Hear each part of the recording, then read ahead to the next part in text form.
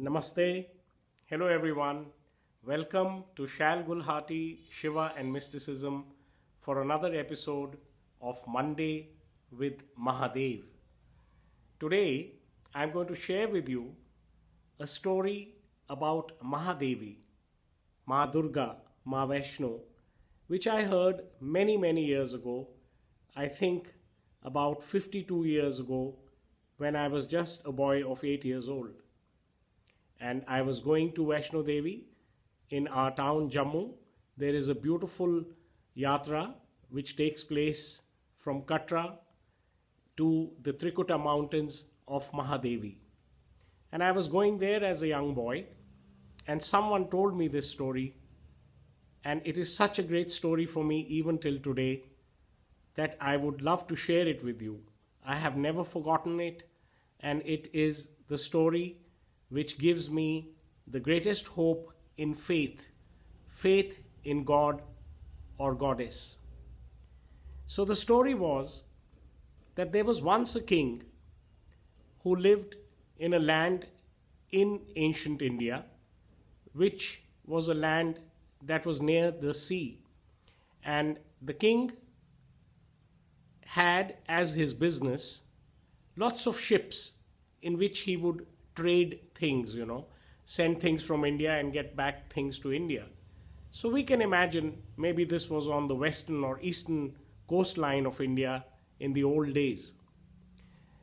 But this Maharaja was a very big devotee of Ma Durga, and he would spend time every day in deep meditation and lot of prayer to her.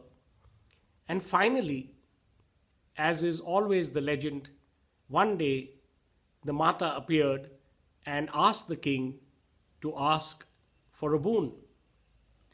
And the king said to her, "Can I ask for anything?" And Mata said, "Yes, I am the Devi and I can give you anything, so therefore you can ask for anything." And the king said, "Well, I am very fond of playing Shatranj, chess. Do you know how to play that game, mother?" And Mata said, "Of course I know how to play chess."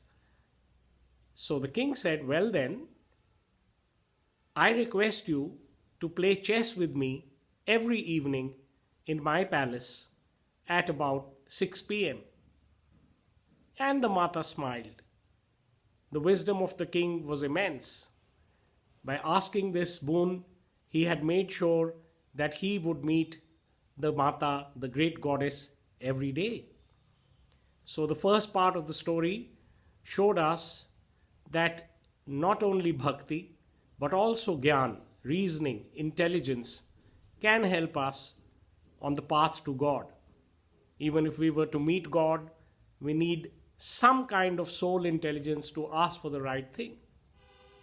Then the story proceeded, and the Mata would come every day, and the Raja, the king, would tell his people, lay out the chess table for us, and they would play. And one day, the king told Mata that I am surely going to win this game. And the Devi was not aware that the king could actually win the game, because she was the great goddess and she was super intelligent. And we can assume that almost on all days the king would lose. But it was the sport of the game which held them together. This is the second part of the story, that a game, it doesn't matter whether we win or lose. It is the spirit with which we play. Anyway, so the king told her that today you're going to lose. And he played some really good moves, and lo and behold, the great goddess Ma Vaishno Devi lost the game. So when that happened, the king just laughed or smiled a little.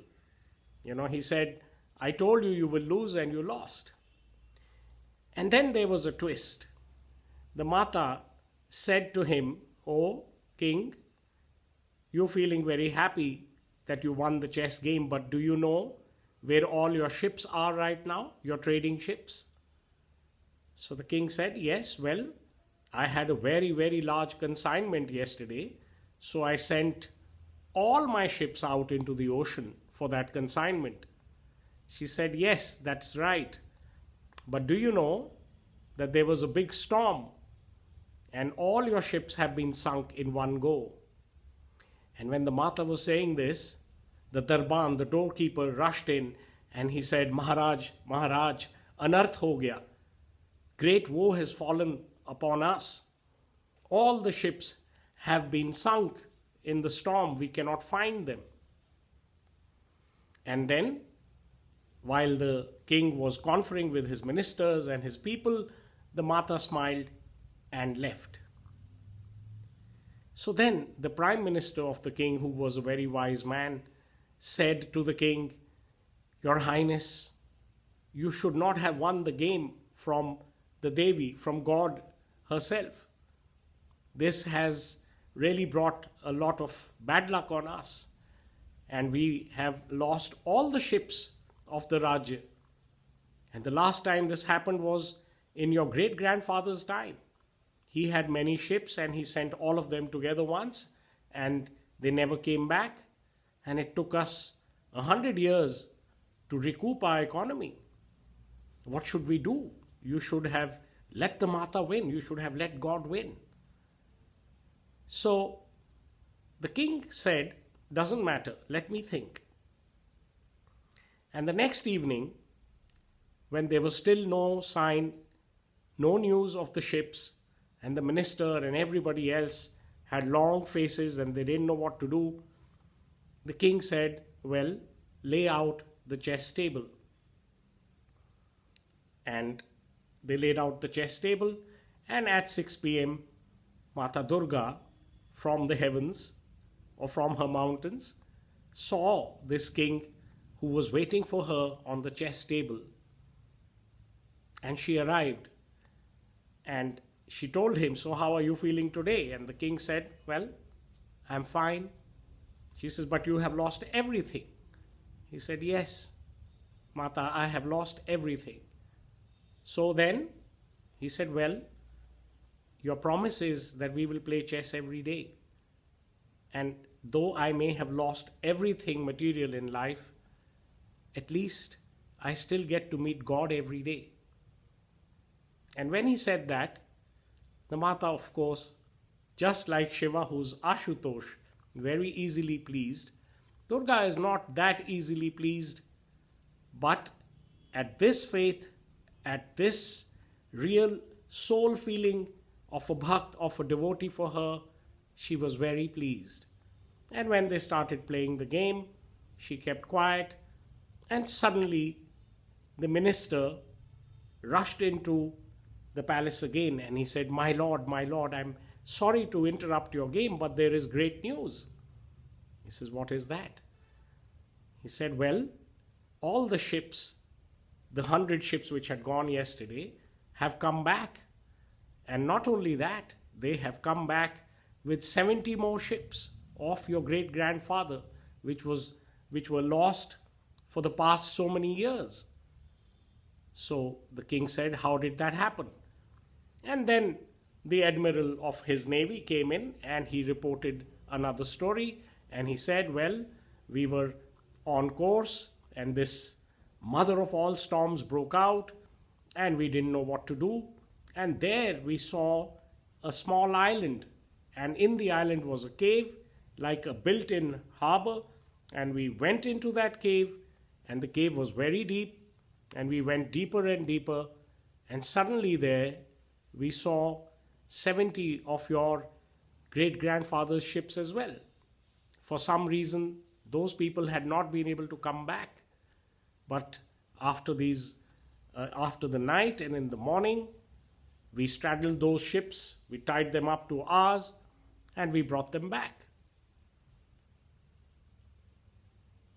And therefore, the king, with his faith, got back not just all his material value, but even that of his ancestors.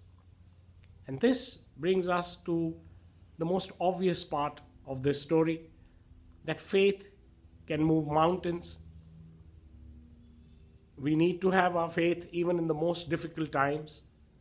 And this also tells us not just about material gains, that is only a symbolism.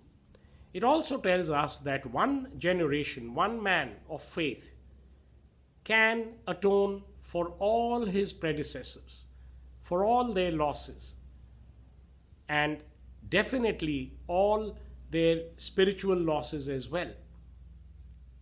One man of faith can have such a good relationship with God that he can still continue to play the game of chess on a daily basis, no matter which storm is playing out in the open. I hope you liked this story. Join me again next Monday, and I will be back with another Shiva wisdom for you. Om Namah Shivaya.